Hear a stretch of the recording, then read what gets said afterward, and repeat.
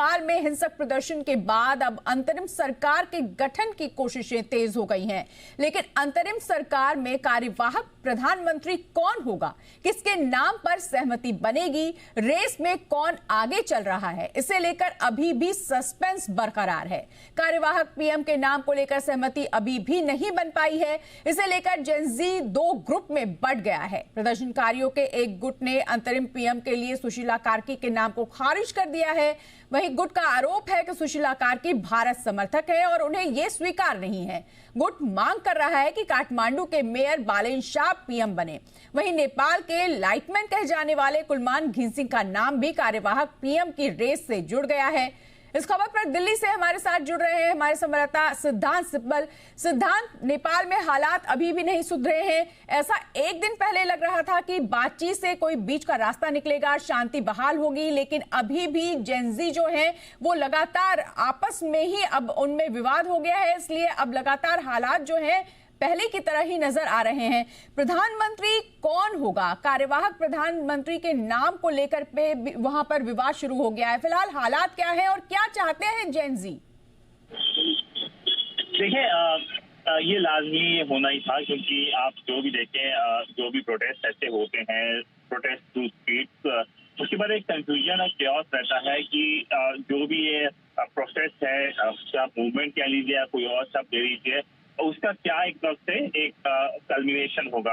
हमने बांग्लादेश में देखा कि कैसे यूनिट सरकार आई और इंटरिम सरकार बड़े व्यूज से आई थी और एक रिफॉर्मिस्ट एजेंडा के साथ आई थी, पर अब लग रहा है कि वो पावर के साथ काफी क्लिंग हो गई है।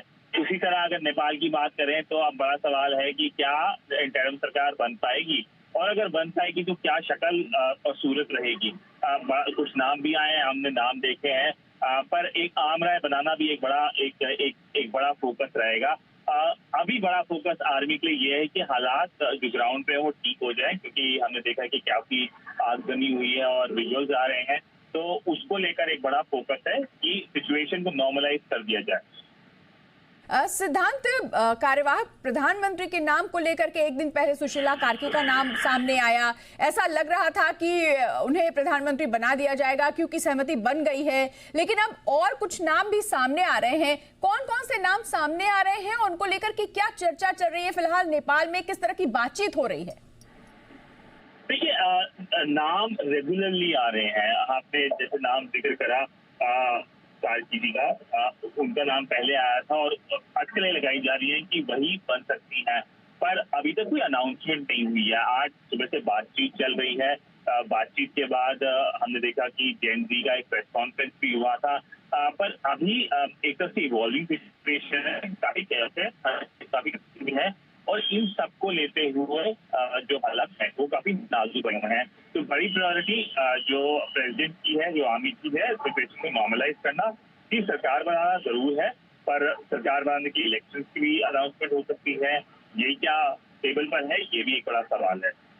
बिल्कुल। और वहां के हालात की अगर बात करें, क्योंकि अब वहां पर सैन्य शासन चल रहा है, ऐसे में किस तरह से जेनजी से बात हो रही है? क्योंकि अभी भी वहां पे प्रदर्शन चल रहे हैं, आक्रोश वहां पे सड़कों पर नजर आ रहा है। ऐसे में किस तरह से सैन्य शासन की बात चल रही है शांति बहाली के लिए? वहां कर्फ्यू लगा दिया गया है, कब तक ये कर्फ्यू रहेगा, इसे कब हटाया जाएगा? देखिए, कर्फ्यू तो रेगुलरली इंटरवल्स में लग रहा है, कुछ रिलैक्सेशन भी आ रहे हैं और आर्मी ने बहुत सारे रिस्ट्रिक्शंस लगा रखी है, और ये लाजमी है जब ऐसे हालात आते हैं, काफी इंस्टेबिलिटी होती है किसी देश के अंदर, तो आर्मी या अथॉरिटीज जो भी होती है कर्फ्यू लगाती है। तो कर्फ्यू को रिलैक्स करा जा रहा है रेगुलर इंटरवल्स में, ताकि लोग रोजमर्रा के काम कर सकें, खाना ला सकें। कुछ लोग तो मंदिर जा रहे हैं वहां पर, और बड़ा फोकस यही है कि आम जो जनजीवन अस्त व्यस्त हुआ था उसको नॉर्मलाइज करा जा सके। एक बड़ा इम्पैक्ट हुआ था एविएशन सेक्टर को, क्योंकि जो मेन इंटरनेशनल एयरपोर्ट है काठमांडू पे वो बंद हो गया था, तो उसको शुरू कर दिया गया है। भारत से फ्लाइट जा रही हैं, स्पेशल फ्लाइट भी जा रही हैं, ताकि वहां से लोगों को लाया जा सके जो आना चाहते हैं।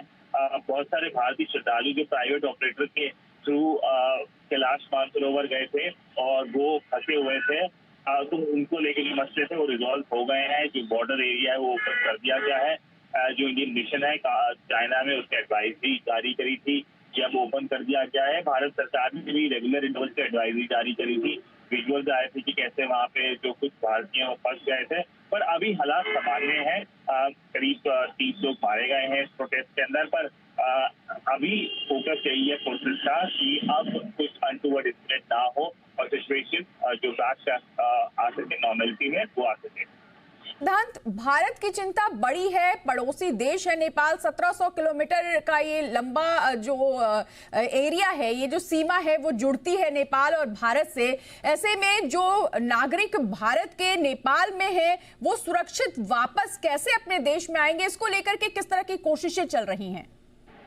देखिए, पहला मैं यही कहना चाहूंगा कि भारत सरकार ने जब हमने देखा इस हफ्ते के शुरुआत में हालात खराब हुए, तभी भारत सरकार ने एडवाइजरी जारी कर दी और अपने नागरिकों को बोला कि वो अब कहीं इस जगह में रहें और सड़कों में खुलना ना घूमें। तो ये एडवाइजरी जो जारी थी, इसके अलावा क्योंकि फ्लाइट बंद हो गई थी, जो भारत के आना चाहते थे तो उनकी अब फ्लाइट तो शुरू हो गई है, अब आप फ्लाइट बुक कर सकते हैं, पर स्पेशल फ्लाइट भी शुरू करी गई है एयर इंडिया और इंडिगो द्वारा। इसके अलावा भारत सरकार का बड़ा फोकस यही है कि कोई भारतीय इसका हताहत नहीं होना चाहिए। भारत सरकार का बड़ा मसला होगा सिक्योरिटी इशू को लेकर, क्योंकि अगर किसी भी देश में नेबरिंग देश में इंस्टेबिलिटी होती है तो लाजमी उससे काफी एक इम्पैक्ट हो सकता है रीजन पे, भारत पे भी, क्योंकि एक लॉन्ग फॉरेस्ट बॉर्डर है तो भारत एक स्पेशल रिलेशनशिप रहा है।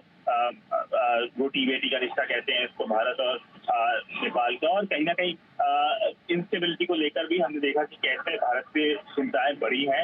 हमने ये भी देखा इस हफ्ते कैबिनेट कमेटी में सिक्योरिटी की मीटिंग हुई, प्रधानमंत्री नरेंद्र मोदी ने इसको एक चेयर करा। और कैबिनेट कमेटी में सिक्योरिटी ऐसे नहीं मिलती है, कुछ बड़ा संकट आता है तभी मिलती है। आखिरी बार ऑपरेशन सिंदूर और पहलगाम आतंकी हमला और शेख हसीना बांग्लादेश की जब प्रधानमंत्री थी, उन्होंने जो एग्जिट किया था, उसके बाद सीसीएस की मीटिंग हुई थी। इस बार भी सीसीएस की मीटिंग हुई जिसमें टॉप ऑफिसर्स थे, टॉप मिनिस्टर्स थे, पर कहीं ना कहीं भारत सर बनाया हुआ है और भारत की बड़ी चिंता यही होगी कि अगर इंस्टेबिलिटी बढ़ती है तो उससे भारत में भी मसले बढ़ सकते हैं। जी बिल्कुल सिद्धांत, भारत क्योंकि बॉर्डर से जुड़ा हुआ है, रोटी बेटी का संबंध जुड़ा हुआ है नेपाल से, हमारे गहरे संबंध भी रहे हैं, बावजूद इसके जो हालात बिगड़े हैं उसमें सुरक्षा सबसे बड़ी चिंता भारत के लिए है। ऐसे में क्योंकि नेपाल में जिस तरह का उग्र प्रदर्शन हुआ, जेल से सभी कैदी फरार हो गए, 5 कैदी बॉर्डर पर पकड़े गए भारत के, इसको लेकर के भी चिंता गहरी है क्योंकि नेपाल से वहां से जो भी लोग कैदी निकल रहे हैं वो बॉर्डर में कहीं ना कहीं आके छुपे हुए हैं। जी, जो जेल ब्रेक हुआ काठमांडू में वो एक बड़ा कंसर्निंग डेवलपमेंट था और उसके बाद हमने विजुअल्स भी आया कि कैसे अथॉरिटीज कंट्रोल करने की कोशिश कर रही थी, क्योंकि जैसे आपने बताया, आपने फरमाया कि लॉन्ग फॉरेस्ट बॉर्डर है, तो लॉन्ग फॉरेस्ट बॉर्डर होने के नाते बहुत सारे भारतीय नेपाल जा सकते हैं, नेपाली भारतीय जा सकते हैं, पर ऐसे अगर एलिमेंट भारत में आते हैं तो भारत से कंसर्न बढ़ सकते हैं। जो नेबरिंग स्टेट है, उत्तर प्रदेश की बात कर लें, बिहार की बात कर लें, वहाँ पे इम्पैक्ट बढ़ सकता है।